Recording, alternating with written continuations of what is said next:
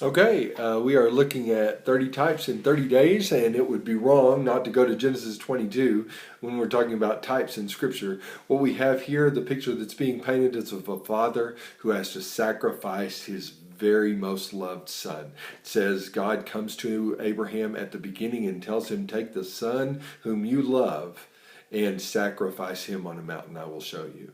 Sure enough, that's what Abraham has to do. Now, this is the son they've waited for so long. How can it be that this could be a good idea to now sacrifice the promised son that they've waited for forever? But Abraham doesn't put up a fight, doesn't put up an argument, just saddles the donkey, gets the wood, and off they go. It takes them 3 days to get there. Scripture says 3 days in verse 4, 22:4. And so it's been 3 days of anguish, 3 days of agony, 3 days of waiting and longing for God to change his mind. But that's not what happens. Surely this has got to be a point of angst in Abraham. And yet he turns to the servants who are with them and tells them to stay there with the donkey, that he and the boy are going to go up on the mountain, and then they will worship God and return.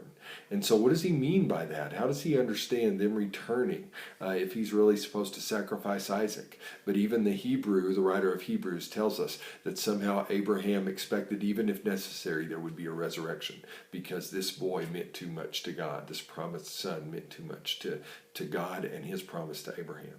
So up they go on the mountain. Isaac carries the very wood that he himself will be sacrificed on. They reach the top. The father binds his son, it says, and lays him on the wood.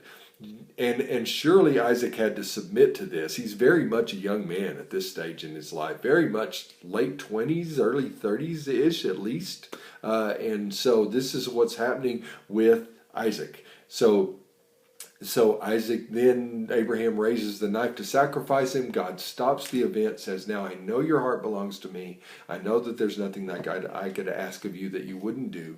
Then he provides a substitute for Isaac, which is a ram that's trapped in thorns by its horns. So it's got thorns wrapped around its head. That's the one that will be sacrificed instead of Isaac. Very much the picture of Jesus being painted in all these ways. The 3 days, the carrying his own wood that he'll be sacrificed on, the father having arranged this plan and then carried it out with the son completely submitting to him. All the pictures are here. And by the way, in Genesis 22:2, that's the first time love is used in Scripture, when it says how much this father loves this son. So, beautiful pictures. Talk about it more later. Thanks, guys. Bye-bye.